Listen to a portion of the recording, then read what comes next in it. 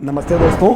हमारी Indian families में सामान कुछ ज़्यादा ही होता है, तो इनको मैनेज करने के लिए, इनको स्टोर करने के लिए कुछ एक्स्ट्रा स्टोरेज की भी ज़रूरत पड़ती है। तो जब भी हम फिजिकली और ऑनलाइन बेडरूम डिज़ाइन करते हैं तो हमेशा 99% जो बेड हैं वो स्टोरेज वाले ही बनाए जाते हैं। जनरली 3 तरह के स्टोरेज बेड पूरे इंडिया में प्रचलित हैं। आज हम बात करने जा रहे हैं उन तीनों तरह के स्टोरेज के बारे में, उन तीनों फंक्शंस की ड्यूरेबिलिटी के बारे में, उनमें किस तरह की लेबर चाहिए, उनके क्या कॉज हैं, क्या उनकी लिमिटेशंस हैं, ये सारी चीज़ें हम इस छोटे से वीडियो में आज समझेंगे।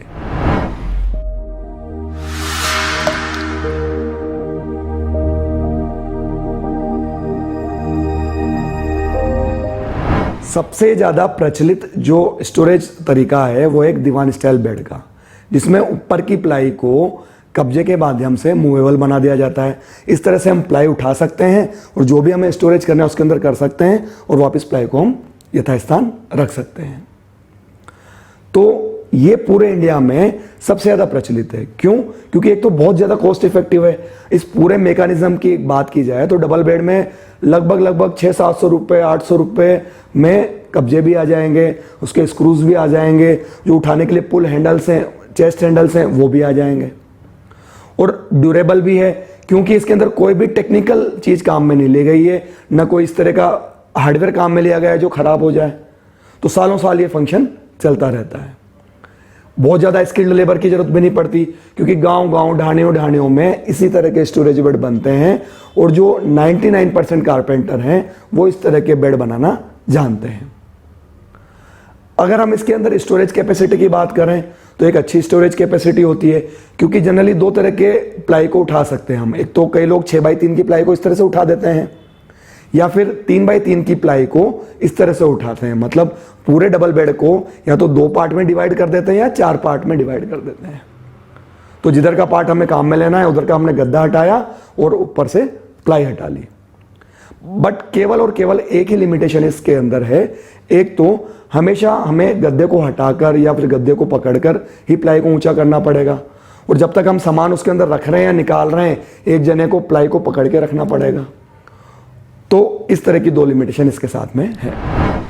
सेकंड जो स्टोरेज बेड है उसमें लिफ्टर पंप्स लगे रहते हैं, जिसको हम जनरल भाषा में बेड लिफ्टर्स भी बोलते हैं।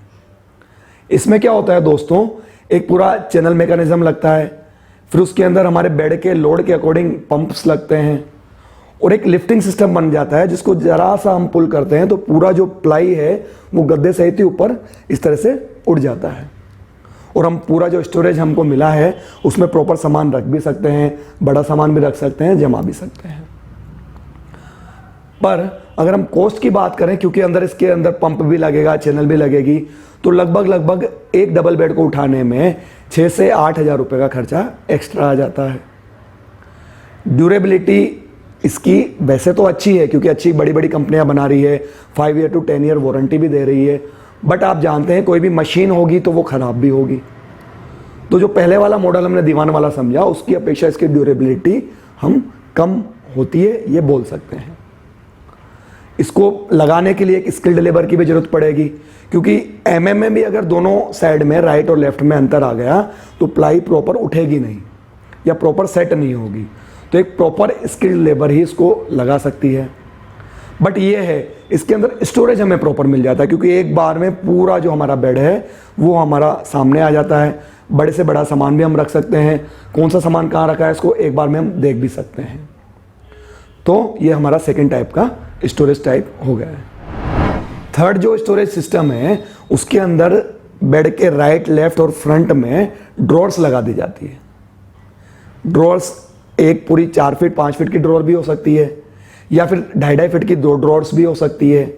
हमारे फ्रंट पैनल पे भी 2 ड्रॉर्स हो सकती है, दोनों साइड ड्रॉर्स हो सकती है। तो जगह और ओपनिंग स्पेस कितना हमें मिल रहा है उसके अकॉर्डिंग बेड में ड्रॉर्स लगा दी जाती है। कॉस्ट की बात करें तो मिनिमम 2 फीट से लेके 5 फीट तक की ड्रॉर लगभग 2,500 रुपये से लेके 8,000 रुपये तक की कॉस्ट कर जाती है। उसके बाद इसको बनाने के लिए स्किल्ड लेबर की जरूरत ही पड़ेगी क्योंकि ड्रॉर में चैनल भी लगानी पड़ेगी, बैलेंस भी देना पड़ेगा, स्पेस भी प्रॉपर छोड़ना पड़ेगा। तो एक रेगुलर लेबर इसको नहीं बना सकती है।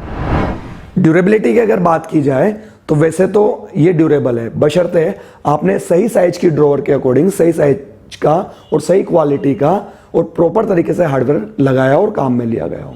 इसके अंदर व्हील्स भी काम में आएंगे, बैलेंसिंग जो स्ट्रिप्स है साइड में वो भी काम में आएगी, टेलीस्कोपिक चैनल्स काम में आएगी। तो हमें सही सिलेक्शन हार्डवेयर का करना है और इसको लगाना है। बट क्योंकि सारी ये मशीनरी चीज़ें हैं तो इसके अंदर कभी ना कभी कुछ ना कुछ छोटी मिस्टेक आ सकती है या चीज़ खराब भी हो सकती है। यह दोनों पिछले स्टोरेज सिस्टम से सबसे इजी यूज करने वाला स्टोरेज सिस्टम है, क्योंकि अपन को करना क्या है, नॉर्मल ड्रॉअर खींचनी है, हमारा जो भी सामान निकालना है या रखना है और वापस ड्रॉअर सरका देनी है। बट इसमें होगा क्या, हमें स्टोरेज कम मिलेगा, क्योंकि ड्रॉअर साइड में से भी प्लाई लगती है तो स्पेस कम हो जाता है, हाइट में भी हमें स्पेस पूरा नहीं मिल पाता है। तो स्टोरेज कैपेसिटी इसकी पुराने जो दोनों सिस्टम है उससे कम होती है। बट इसको अगर हम बात करें यूज करने का तरीका, तो इसका सबसे ज्यादा इजी टू यूज ये ड्रॉअर सिस्टम ही होता है। तो दोस्तों ये 3 तरह के जो बेड हमने देखे, दीवान और लिफ्टर वाले और ड्रॉअर वाले, ये ही आजकल पूरे स्टोरेज बेड के रूप में सब जगह बनाए जाते हैं। तो अब इनमें जैसे कि लिफ्टर की बात करी, तो कौन से बेड के साथ कौन सा लिफ्टर काम में लेना चाहिए, उसके बाद ड्रॉअर किस साइज के साथ कौन सा हार्डवेयर काम में लेना चाहिए, या फिर और भी इस तरह के कोई क्वेश्चन जो उस पूरे वीडियो से रिलेटेड है, अगर आपके दिमाग में है तो प्लीज़ आपके कमेंट्स हमें भेजिए, आपके सुझाव हमें भेजिए, ताकि हम उस तरह के वीडियोस और डिटेल में आपके लिए बना सकें। आज का ये वीडियो देखने के लिए आपका बहुत बहुत धन्यवाद। इसी तरह बने रहिए। नमस्ते, वंदे मातरम।